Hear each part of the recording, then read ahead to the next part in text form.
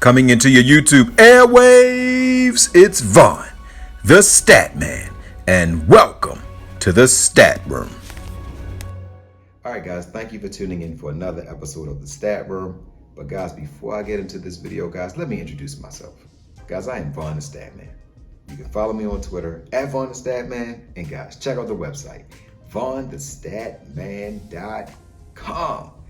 All right, ladies and gentlemen, so this is my list for my top running backs. I'm not saying that they're going to be the best, but these are 10 running backs that I feel really highly on. And I know you guys are like, Statman, you don't know what you're talking about, man. You don't got Saquon Barkley up there. You don't got McCaffrey up there. What are you doing, Statman? Don't run up on me, man. I'm sorry. If McCaffrey was healthy, he would be a top 3 running back on this list. If Barkley was healthy, he would be top 5. But since they did not play last year because they were injured, I have a wait and see approach on these guys. That's all. And you Steelers fans, I know you drafted a running back in the first round. You high on the guy. I don't want no smoke from you Steelers fans. I love him, and I'm not saying not to play him, but these are my 10. Let's get into it. All right, number 1, I'm going with Alvin Kamara, guys. I mean, do I need to say much about Alvin Kamara? I mean, all the man did last year was just have like almost 1,000 yards rushing. Not too much. 83 passing, receptions last year. And he did this with Drew Brees. Drew Brees is now gone. And their star wide receiver caught an injury, kind of a downer because I like Michael Thompson, but now Kamara is going to be the bell cow. Jameis Winston is going to be looking to him first, second, and third on almost every option, almost every route. He's going to have over 100 receptions. I would say probably still around 1,000 yards rushing. They don't give him a lot of rushing attempts, but he catches the ball in the backfield. But Alvin Kamara is going to be in a lot of winning lineups this year, and especially week 1. I love Alvin Kamara. All right, second running back on the list is Derrick Henry, the Tennessee Titans rushing yards leader. Put up over 2,000 yards this year. Now, the thing about a 2,000-yard rusher, guys, you heard my refrigerator over there messing up the video, but we're going to get right back into it, guys. Derrick Henry put up 2,000 rushing yards.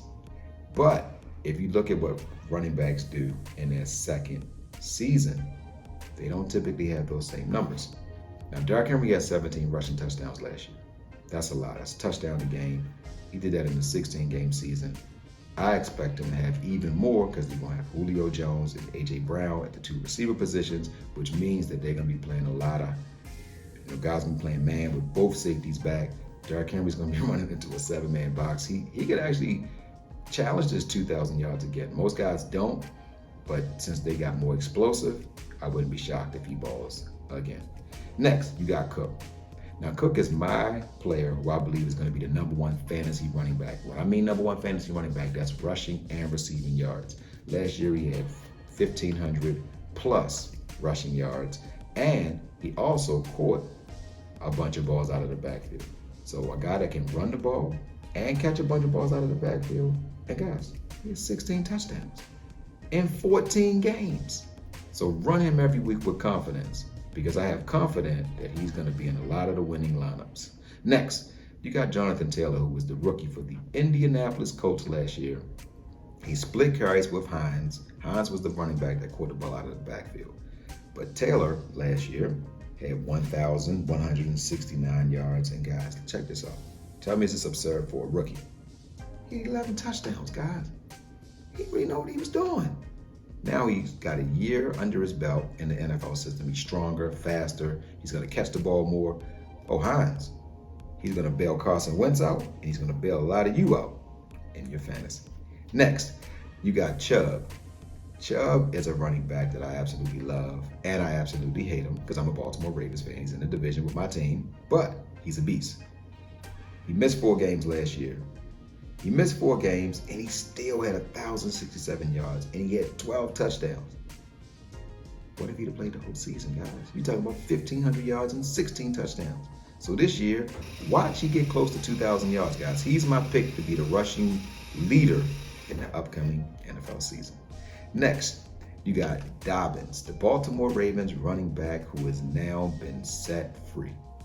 Now, he was pigeonholed behind Mark Ingram. Mark Ingram has been good in the NFL for a long time. But Dobbins is it's just something about Dobbins, guys. When you talk about explosive plays, he's going to be one of the top running backs this year in explosive plays. Now, I know he didn't have a lot of rushing yards last year. He didn't catch any passing touchdowns last year. But if you look at his numbers, Dobbins did well, guys. He still had almost 1,000 yards rushing, but he was splitting carries. He didn't even have 200 total carries in the season. This year, they got two new wide receivers, Watkins and Bateman. Both can beat man-to-man coverage. So you know what that means? Dobbins is going to be running against 7 in the box like Derrick Henry. Dobbins could be a top 5 fantasy running back this year, guys. And you heard it here first from the Statman. Next, you got Montgomery. I know y'all like, what are you doing, Statman? Pausing a little bit because I kind of pausing on Montgomery because he plays for the Chicago Bears.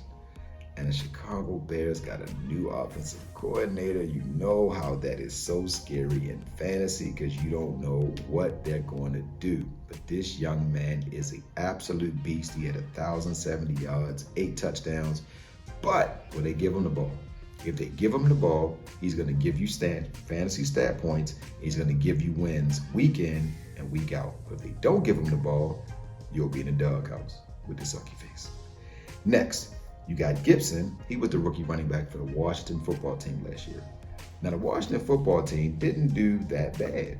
They did win a division. They bring you back one of the top defenses. So when you have a top defense, what that does for a running back is he's going to get a lot of goal line carries because they're going to force a lot of fumbles, turnovers. He's going to get the ball with 20 yards to go. Gibson is going to be one of the top touchdown performing running backs in this upcoming year. I'm looking at him last year, guys, and Gibson had 11 rushing touchdowns.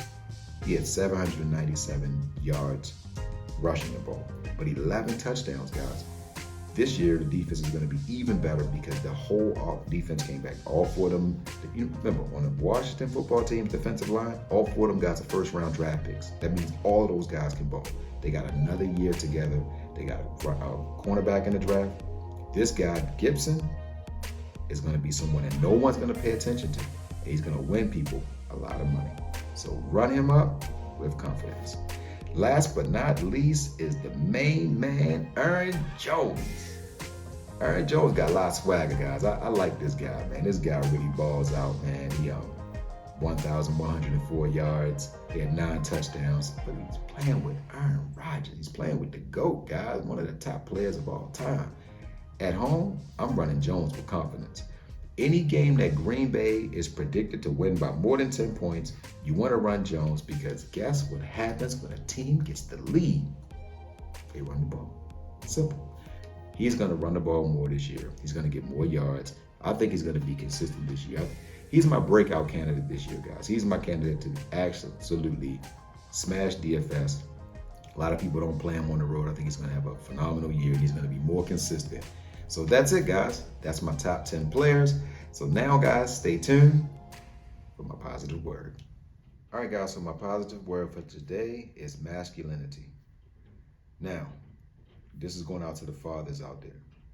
I need my fathers to be active in their sons' lives. This is only for fathers and sons.